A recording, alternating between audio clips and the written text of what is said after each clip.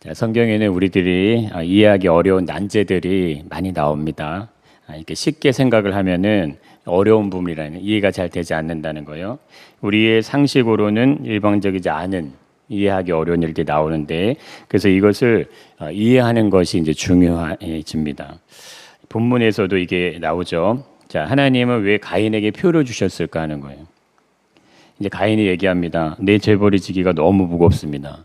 자기가 한 일이 있는데 이렇게 얘기하는 거예요.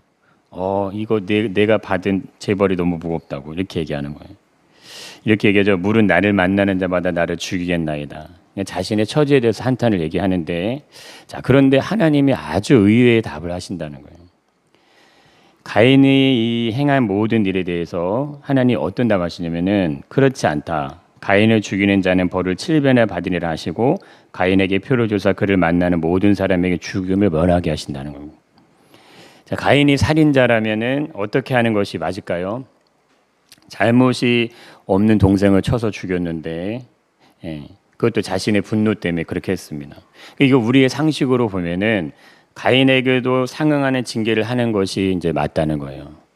자, 그런데 하나님은 가인을 보호해 주신다는 거예요.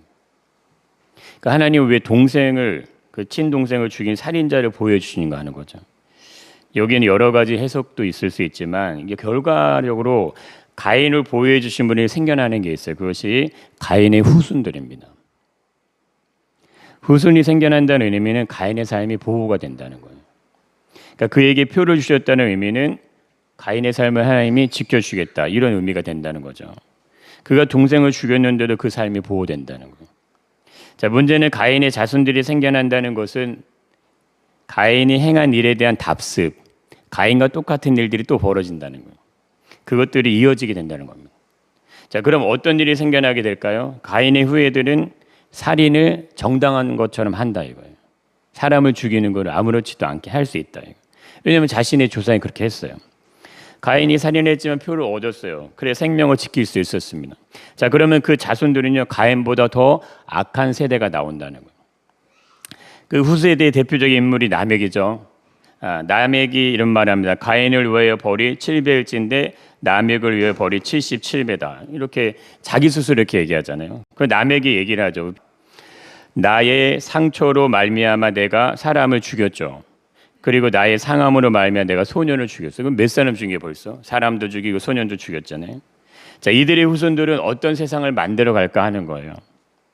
하나님은 왜 가인에게 표를 주셔서 그의 후손들이 생겨나는 것을 막지 않으셨냐는 거죠.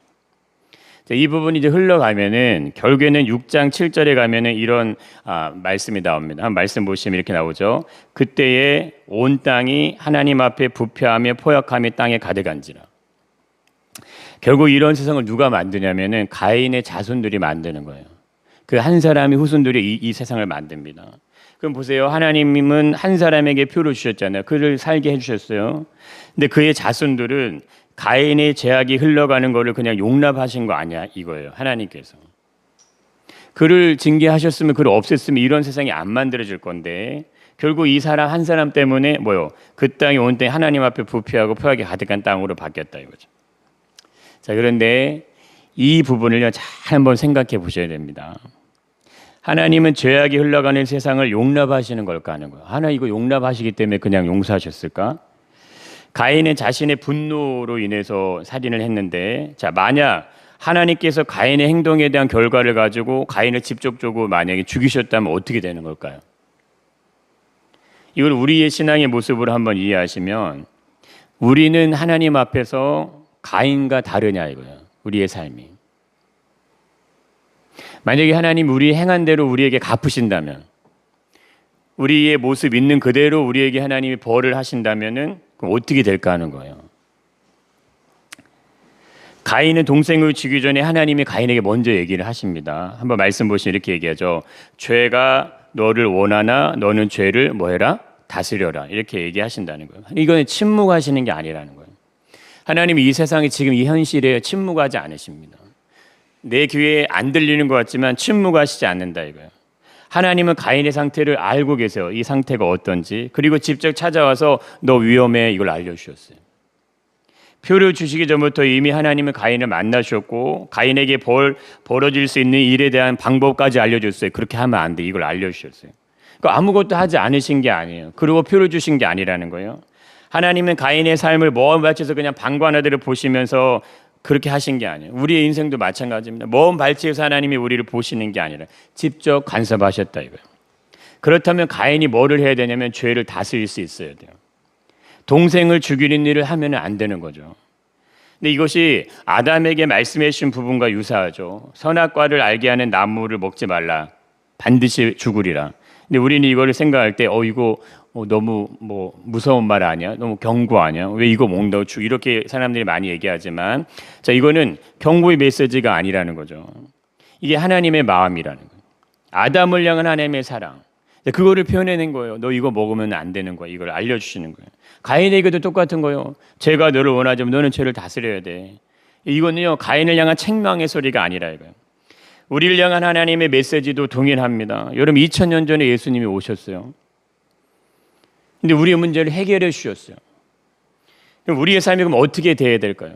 예수님이 해결해 주셨는데 하나님의 뜻대로 살아가는 게 맞는 거죠. 이미 우리를 위해서 하나님 모든 일을 다 행해 주셨어요. 근데 우리 현실의 삶이 하나님 위해 살아가지 않는다면 가인과 아담과 다를 게 뭐가 있겠어요? 우리는 하나님 말씀이 있는 그대도 받아들이지 못할 때가 있습니다. 말씀을 말씀대로 이해하기보다는 이걸 나에게 맞게 해석을 해서 이해를 하게 된다는 거예요. 아담이 선악과를 먹으면 죽는다는 것을 분명히 알았어요. 근데 그는 먹었습니다. 왜 먹었을까요? 먹고 싶으니까요. 먹고 싶어서 먹은 거예요. 가인도 제가 너를 원하나 너는 죄를 다스리라는 말씀을 들었습니다. 분명히 알았어요. 근데 동생을 죽였어요. 왜 죽였어요? 죽이고 싶으니까. 자, 이것이 근데 놀랍다는 거죠. 몰랐다고 하면은 그럴 수도 있잖아요. 근데 분명히 말씀을 들었다는 거예요.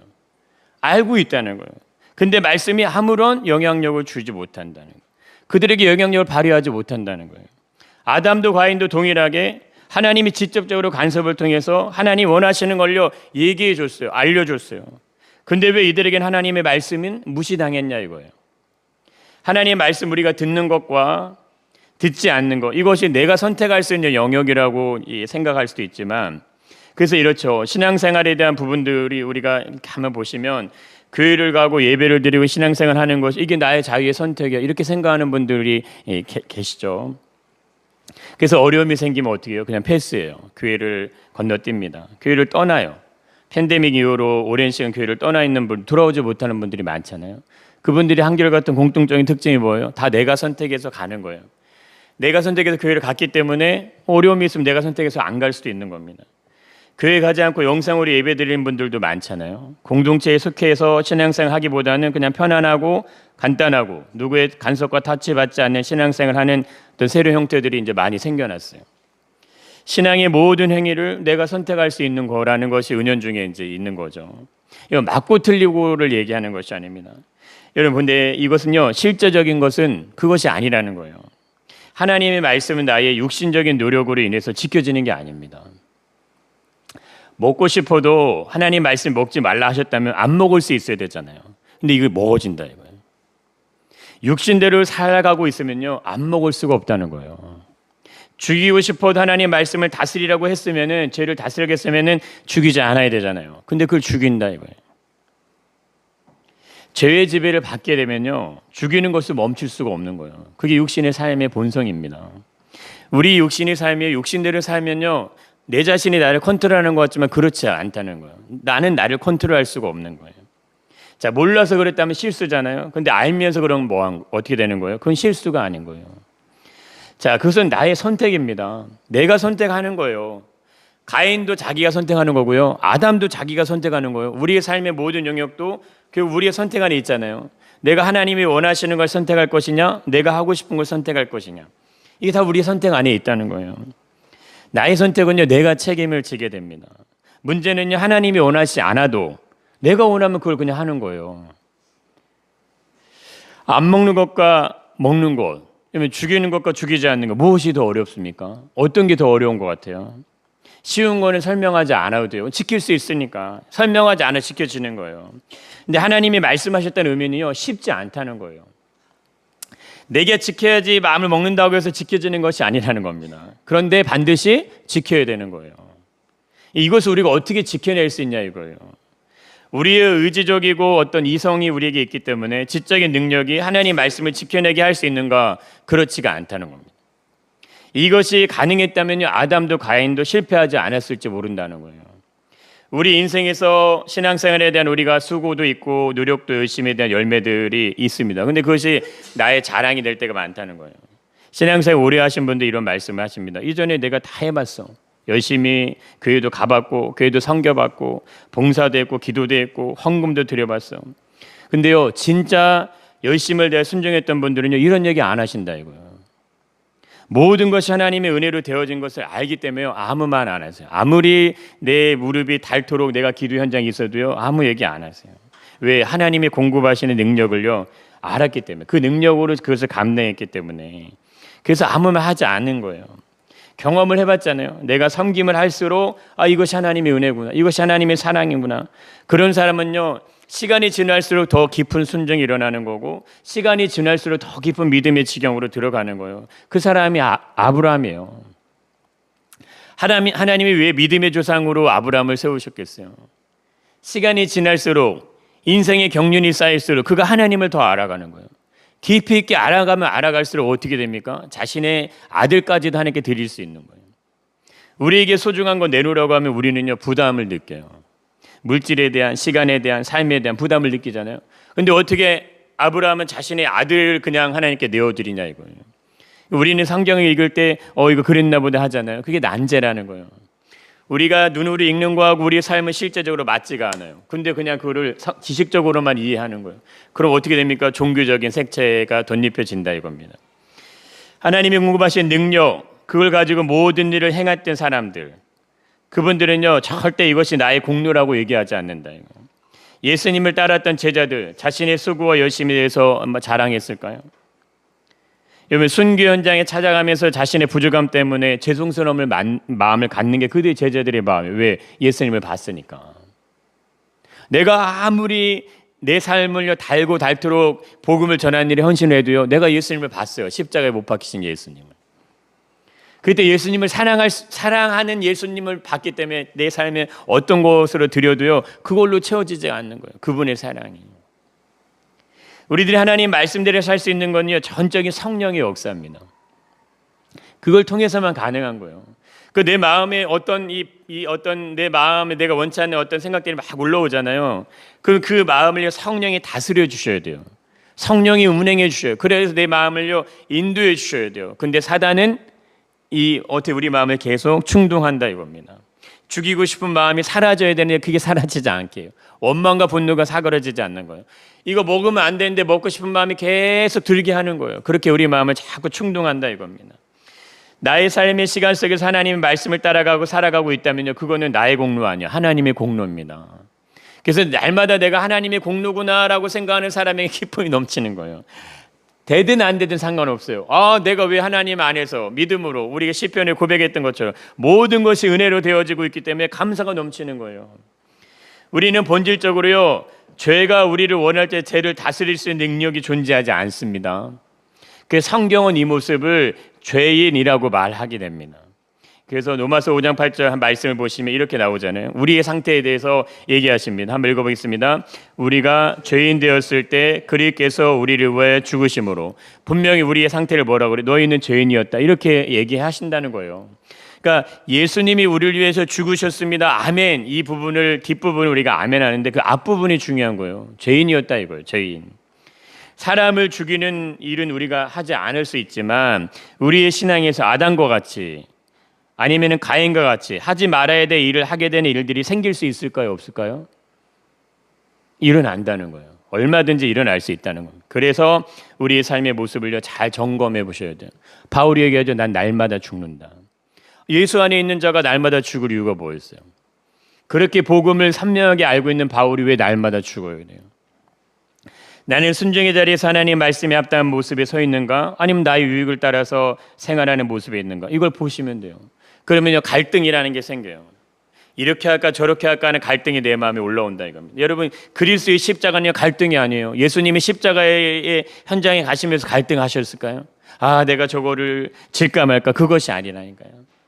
이 잔을 내게서 피하게 해달라고 하는 그 예수님의 기도는요 갈등이 아닌 거예요.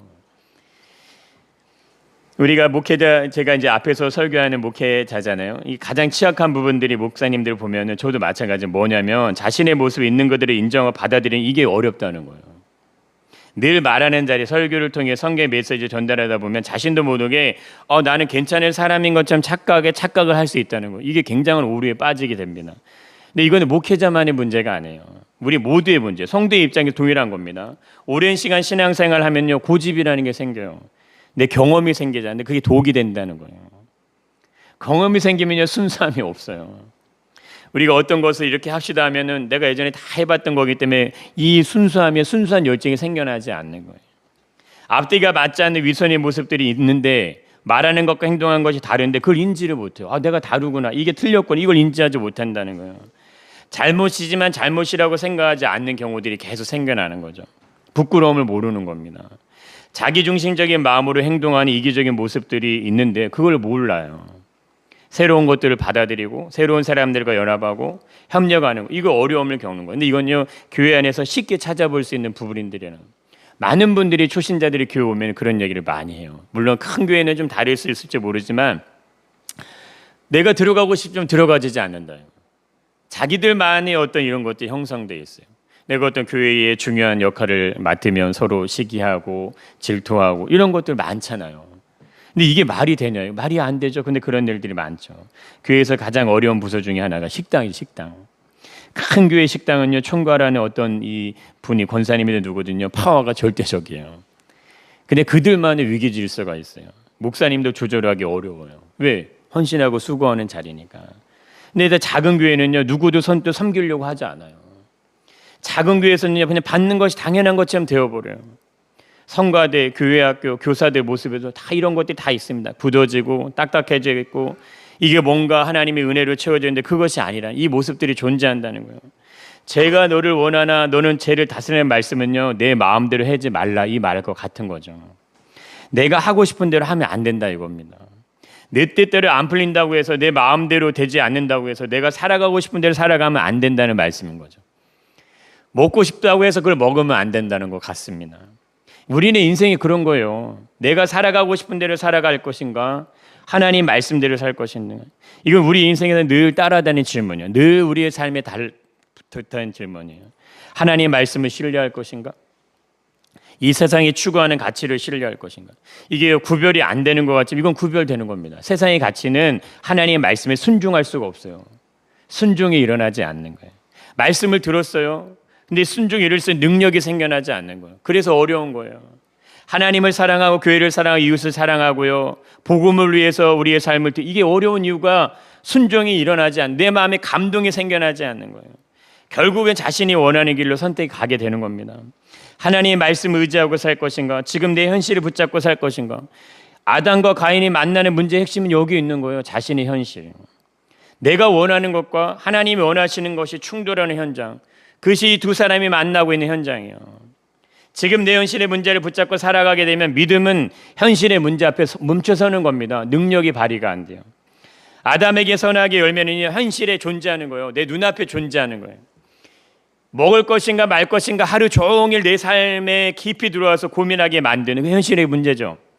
늘 고민하고 생각하고 기억해야 하는 거예요. 근데 먹어버리면 어떻게 되는 거예요? 쉬운 거예요. 고민하지 않아요. 생각하지 않아요. 내가 한번 딱 먹으면 쉬워지는 거예요. 더 이상 먹지 않아야 되는데 먹어야 돼. 이 싸움 하지 않아야 되잖아요. 가인이 가지게 된 분노의 마음, 이게 가장 쉽게 해결하는 방법 뭐예요? 이거 동생 죽이는 거예요. 그러면 더 이상 경쟁자가 사라집니다. 비교의 대상이 존재하지 않아요. 그러면 쉬워진다 이거예요. 내 분노를 자극하는 대상이 없어지면 쉬워지는 거예요. 늘 하나님 말씀 묵상하면서 하나님의 뜻을 구하고 찾기보다는 내가 생각하는 대로 살아가는 인생은 쉬운 거예요. 내가 생각하는 기준에서 신앙생활 하는 거, 이거 쉬운 겁니다. 어렵지 않게 신앙생활 얼마든지 다 할 수 있어요. 그러나 하나님 말씀을 따라 순종하는 삶을 살아가는 거, 이거 어려운 거예요. 진정으로 전적으로 성령의 인도하심이 없이요 그냥 쉬운 신앙생활 얼마든지 가능한 겁니다. 그래서 예수님도 제자들에게 향해서 말씀하십니다. 우리 요한복음 15장 5절의 말씀 보면 이렇게 나오죠. 같이 읽어보겠습니다. 나는 포도나무요 너희는 가지라. 그가 내 안에 내가 그 안에 거하면 사람이 열매를 많이 맺나니 나를 떠나서 너희가 아무것도 할 수 없습니다. 보세요. 예수님을 떠나서 우리는 아무것도 할 수 있는 게 없다 이렇게 얘기하시죠. 제자들에게 얘기하신 말씀이에요. 그럼 우리는 어떠냐 이거예요. 제자들도 예수님을 떠나서 아무것도 할 수 없다면 우리는 어떠냐 이거죠. 우리도 동일하다 이겁니다. 우리가 예수님 안에 있지 않고 신앙생활 하는 건요 얼마든지 가능할 수 있어. 그러나 아무것도 할 수 없다 이렇게 얘기하십니다. 하나님 말씀을 따라 순종하는 삶이 아니라면 결과적으로 어떻게 됩니까? 죄의 지배를 받는 본성대로 살아가는 삶에 그냥 머물러 있는 거예요. 이미 예수는 우리를 위해 죽으셨는데, 이미 예수는 하나님의 나라를 우리에게 약속하셨는데, 이미 우리에게 의롭다 하시고 거룩하다 하시고 왕같은 제사장의 칭호가 우리에게 있지만 우리가 하나님 말씀에 순종하지 않게 되면 결국 죄의 지배가 받는 본성의 그냥 모습에 있는 겁니다. 그래서 바울이 고백하는 거, 오라 나는 공고한 자로라 고백하는 거예요. 이 사망의 몸에서 누가 나를 건져내랴. 그분이 오직 예수 그리스도밖에 없다 이거예요. 그러므로 이제 그리스도 예수 안에 있는 자들에게는 결코 정죄함이 없을 수 있으려면 예수 안으로 들어가셔야 됩니다. 예수 안에 계셔야 돼요. 예수님과 함께 계셔야 되고 예수님과 함께 동행하셔야 돼요. 그래야지만 정죄함이 없는 삶의 영역으로 들어가시는 거예요. 그래야지만 본성대로 살지 않고 하나님 말씀에 순종하는 일이 일어나게 됩니다. 이 문제를 해결하시기 위해서 예수님이 죽으신 거예요. 본성대로 살지 않을 수 있도록 말씀에 순종함으로 살아가게 하시기 위해서 가인이 자신이 마주한 현실의 문제 앞에서 하나님 말씀을 선택하지 않았습니다. 생겨나는 문제가 발생했어요. 너무나 큰 문제가 발생해요. 그들의 후손들이 만들어간 세상은요 죄악에 관영한 세상을 만들어갑니다. 근데 우리의 삶에서도 유사한 일들이 얼마든지 일어날 수 있다 이거예요. 하나님 말씀을 들었지만 자신이 원하는 대로 행동하게 되는 거, 하나님 뜻을 알고 있지만 말씀대로 순종하지 못하는 거, 하나님 말씀을 따라가는 삶은요 성령의 인도하심 받을 수밖에 없다 이거예요. 한 성령이고 한 분 예수님이시고 한 분 하나님이신데 어찌하여 마음이 나뉘냐 이거예요. 어찌하여 생각이 나뉘냐 이거예요. 하나님의 성령은요 같은 길을 가게 하시는 거예요. 같은 마음을 품게 하시는 거예요. 그것이 하나님의 일이 하나님의 나라예요. 예수님의 마음이 아버지의 마음이 있었고 성령은 예수의 행하신 일을 증거하기 위해서 오늘도 역사하시는 겁니다. 결국 내가 살아가고 싶은 대로 살아가면요 예수님과 상관이 없어지는 거예요. 예수님 우리를 위해서 죽으셔야 할 이유를 어디서 우리가 찾을 수 있냐 이거 생각해 보세요. 예수님을 위해 나를 위해 죽으셔야 될 분명한 이유, 그것이요 천국에 가는 부분에 있는 것이 아니라는 겁니다. 예수님을 믿었던 초대교회 모든 성도들의 삶이 이걸 보여주는 거예요. 예수님의 가르침대로 살아가죠. 예수님 말씀대로 살아갑니다. 초대교회 예수님을 따랐던 제자들의 삶을 그대로 따라가요. 그들은요 위선적이라는 손가락질 받지 않았습니다. 이기적이라는 조롱 받지 않았습니다. 물질을 따라 인생을 살아가지 않았어요. 나타나잖아요. 오늘날 교회의 모습 보십시오. 어떤 모습이 다른지. 이면 세상과는 전혀 다른 모습이에요. 말씀 한번 보시면 이렇게 나오잖아요. 재산과 소유를 팔아 각 사람의 필요를 따라 나눠주며 날마다 마음을 같이 성전에 모이길 힘썼다 얘기하시잖아요. 사람들은 표면적으로 재산과 소유를 팔았다는 것에 부담을 갖습니다. 본질적으로 이들 안에 기쁨과 감격과 감사에 대한 부분을 이해하려고 하지 않아요. 이들이 어떤 감격이 있고 어떤 감사가 있고 어떤 영광이 충만했기에 이런 삶을 행할 수 있었냐, 이런 것들을 보지 않는다. 어떻게 초대교회 이런 삶의 공동체에 이룰 수 있는지에 대한 부분은 빠진 채요 그냥 부자 청년과 같은 마음, 부담만 갖고 돌아가는 거예요. 영생이 무엇인지를 알았다면, 자기의 영생을 얻고자 왔지만 그 영생의 의미가 무엇인지 알았다면 다른 행동을 했겠죠. 다른 결과가 나왔겠죠. 초대교회 성도들은요 인생의 중심부에 있었던 사람들 아닙니다. 오늘날로 보자면 그냥 변두리에 포진된 사람들이에요. 부와 명예와 권력을 가진 사람들이야. 힘이 없는 사람들이라 이겁니다. 지극히 평범해요. 그냥 연약해요. 그냥 서민들이에요. 근데 그들이 이룬 공동체가 초대교회였어요. 이들은 예수님이 보여준 삶의 모습을 그대로 실천했으며 따라갔어요. 오늘날 우리의 삶이, 오늘날 우리의 교회들이 가야 되는 분명한 길은요 예수님의 모습을 그대로 따라가셔야 돼요. 타협도 아니고요, 적당히 섞이는 것도 아니고요, 적당히 어떤 우리의 모습을 흉내내는 거 아닙니다. 그건 십자가의 길이 아닌 거예요. 그래서 오늘날 시대에 신앙의 이 순수성을 유지하는 것이 굉장히 어려워진 시대죠.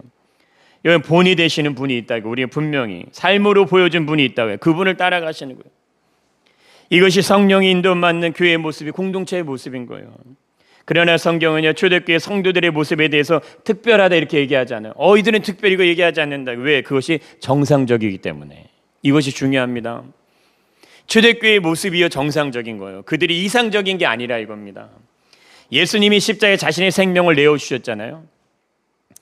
예수님의 죽음을 목격한 초대교회 성도들이요, 자신의 소유를 내어주는 게 이게 어렵겠냐, 이거. 생각을 한번 해보십시오. 자신 앞에서, 자신들이 보이는 눈앞에서요, 예수님이 십자가에 죽으셨어요. 근데 자신의 삶에 가지고 있는 소유를 내놓는 게 어렵겠냐, 이거죠.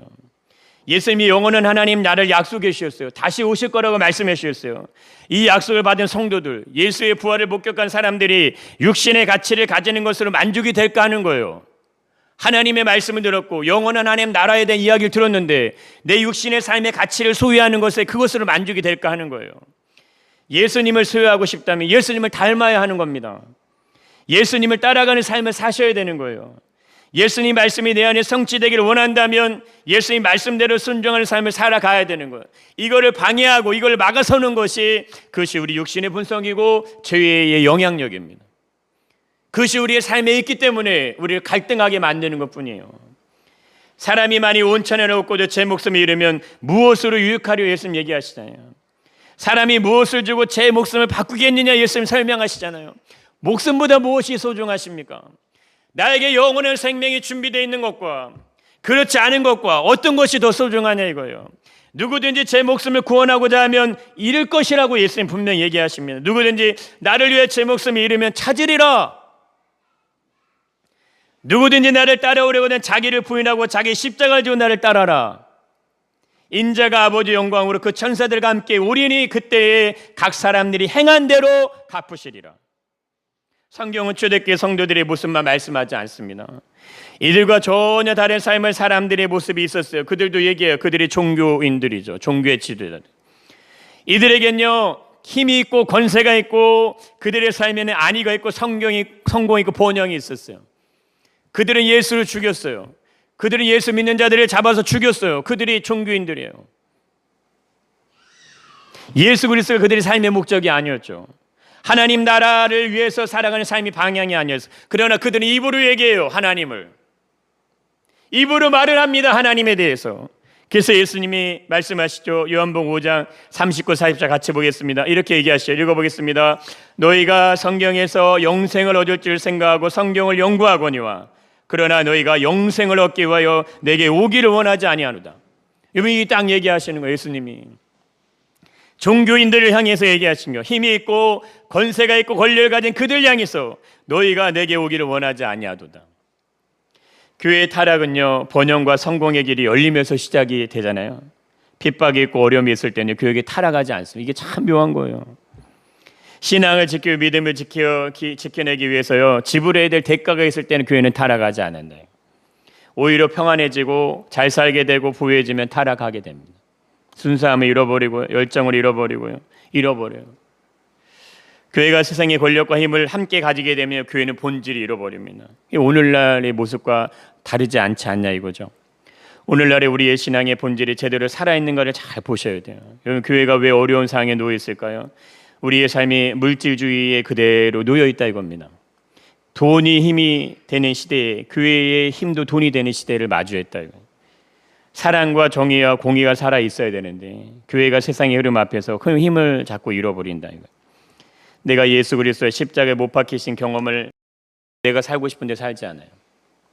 성령의 인도하심으로 살아가게 됩니다.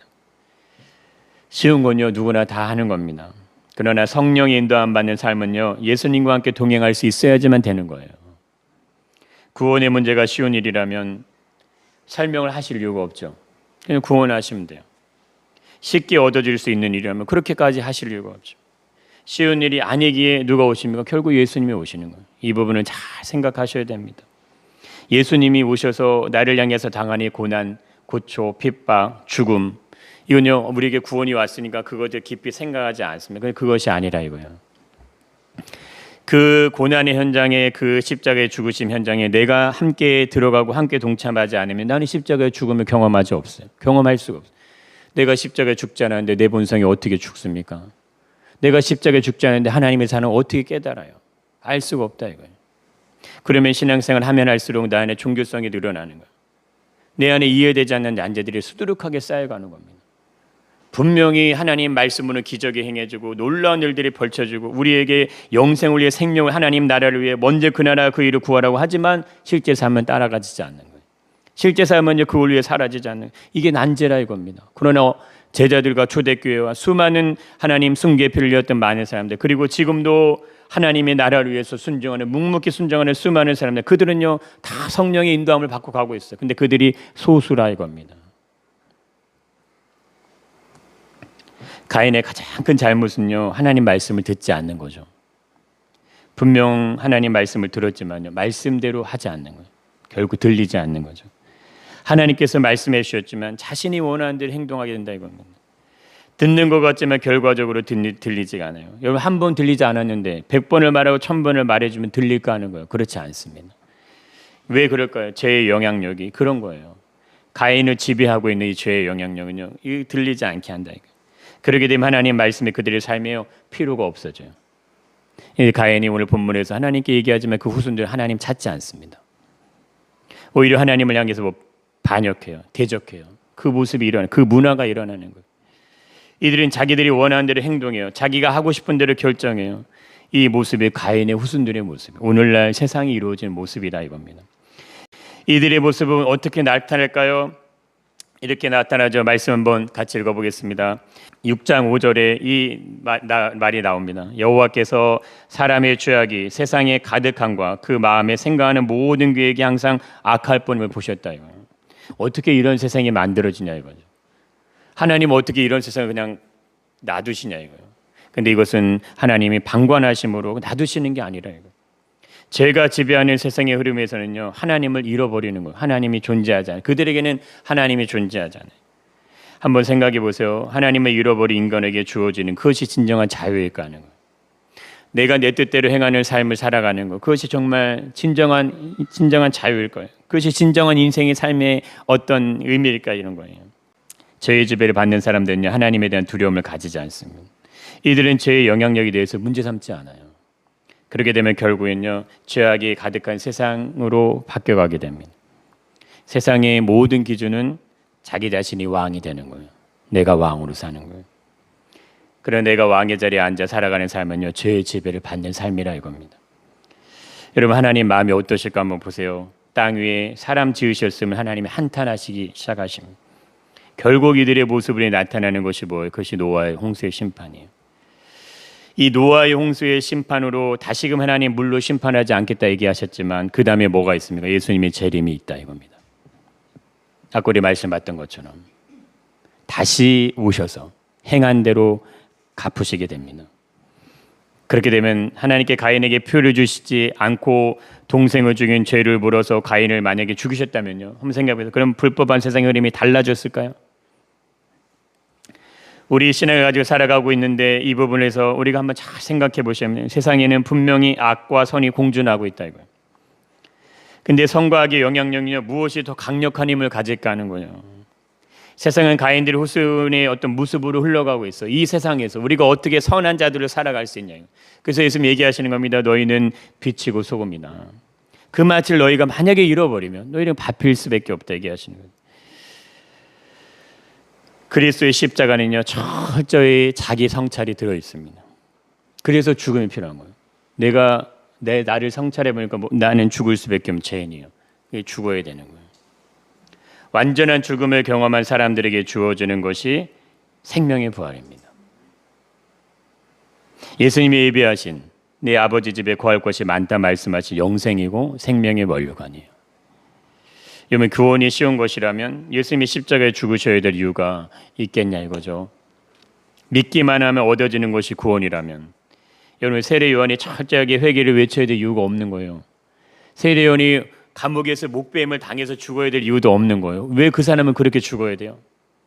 우리에게는 너무 구원이 쉬운데 왜 세례 요한은 감옥에 갇혀갖고 목배임을 당해 죽어야 되냐 이거예요. 예수님은 무슨 죄가 있으시다고 하늘의 보좌에서 내려오셔서 인간으로 이 땅에 사시다가 멸시와 조롱을 받으시 십자가에 죽으셔야 되냐 이거죠. 초대교회 성도들은 무엇이 얼마만큼의 어떤 것이 있어서 사자들의 밥이 되고요. 어떤 목배임을 당하고요. 끌려가서 죽임을 당하고 이렇게 하냐 이거예요. 오늘날 그런 게 어디 있습니까? 오늘날 우리를 핍박하는 게 뭐가 있어요? 예수 그리스도를 만나기를 원하는 모든 사람들이 나타나는 모습은요, 다 자신의 죄악의 모습에 철저하게 순복하는 거예요. 자기 성찰을 가지는 겁니다. 쉬운 길은요, 누구나 다 갈 수 있습니다. 그래서 가르치지 않아도 그냥 그 길을 가는 거예요. 쉬운 삶은 어떤 삶일까요? 결국에는 내가 살아가고 싶은 대로 사는 것이 쉬운 삶이에요. 신앙생활도 다르지 않은 것입니다. 내 안에 예수 그리스도가 계시다면 초대교회 성도들의 삶이 그것이 우리의 모델이 되는 거예요. 아, 이들이 이렇게 살았구나. 오늘날 삶을 우리가 어떻게 살아가야 되는지 그들을 통해 교훈을 받는 겁니다. 철저하게 개인주의와 물질주의로 흘러가고 있는 이 세상의 흐름, 이것이 가인의 후손들이 만들어가는 거예요. 그것이 노아를 통해 생겨난 또 다른 이 후손들이 만들어낸 세상. 그들은 내 마음과 내 생각과 내 중심을요, 하나님 말씀에 순종하며 살지 않습니다. 우리는 어떻게 할 거냐 이거죠. 하나님의 뜻은 쉬운 것이 아니죠. 그러나 그것을 행하는 것은요, 성령의 인도하심으로 행하는 것이기 때문에 쉽다 이거예요. 내 육신의 본성으로는요, 내가 원하는 인생을 살지만 하나님의 영으로 인도함 받을 때는요, 하나님이 원하시는 인생을 살게 해주신다 이겁니다. 우리의 삶이 어디로 가야 할까요? 우리의 삶이요, 가인의 후손들이 이루는 이 세상 가운데 우리가 있는데 우리가 어느 족보에 속해야 되냐 이거예요. 우리가 다음 시간 족보를 보시겠지만 우리에게 분명히 하나님의 족보 안에 들어가셔야 돼요. 그것이 노아의 족보고 그것이 아브라함의 후손의 계열이에요. 가인의 계열로 갈 것이냐, 아브라함의 후손으로 갈 것이냐, 이걸 두 개를 얘기하신다 이겁니다. 가인이 동생을 죽였어요. 하나님은 아담에게 또 다른 아들을 주십니다. 그것이 셋이라는 아들이에요. 그때부터 하나님을 예배하는 공동체가 생겨나요. 그때부터 다시금 하나님을 찾는 이들이 생겨나요. 그들 통해서 노아가 오고 노아를 통해서 아브라함이 옵니다. 그러나 여러분 아시는 것처럼 노아는요, 방주에 탄 사람은 노아 가족밖에 없다는 거예요. 그렇게 수많은 사람들이 있는데 어떻게 하나님 인류에 구원받을 자가 노아밖에 없냐 이거예요. 그렇게 수많은 사람들이 존재하고 있었는데 어찌하여 노아만 방주에 탔냐 이거죠. 그것이 가인의 후손들의 계열이고 노아의 믿음의 계열이 나뉘는 거예요. 가인의 후손들의 계열이 모두 다 세상에 충만할 때요, 믿음으로 가는 노아의 계열은요, 극소수의 사람만 남는다 이겁니다. 결국 그들이 방주에 타잖아요. 아브라함의 후손의 계열로 가는 것 또한 마찬가지다 이겁니다. 예수 그리스도의 족보 안에 들어갈 수 있는 은혜가 있으시길 축복합니다. 여러분, 인생은 쉬운 길이에요. 그러나 하나님 말씀 안에 살아가는 길은요, 쉬운 길이 아니에요. 그 쉬운 길이 아닌 십자가의 길을 대신 지신 예수님, 그러므로 우리 인생을요, 하나님의 자녀의 삶으로 열어놓으셨습니다. 그 두 싸움이 분명히 우리 안에 있는 거예요. 바울의 고백처럼 날마다 내가 죽느라고 고백하는 고백처럼, 내가 표대를 향해서 부르심의 상을 위해 달려가느라고 고백하는 바울의 고백처럼, 그것이 어떻게 보면 아니 그렇게까지 살아야 될 이유가 있나? 그렇게까지 달려가야 될 이유가 있나? 이미 구원 받은 거 아닌가? 이미 영생이 주어진 거 아닌가? 근데 바울은 다른 말 한다 이겁니다. 나에게 생명이 잃어버릴지도 모르기 때문에 그것을 잃어버리지 않기 위해 달려간다, 이렇게까지 고백한다 이거예요. 우리의 신앙과 우리의 믿음의 선한 싸움을 싸워나시기를 축복합니다.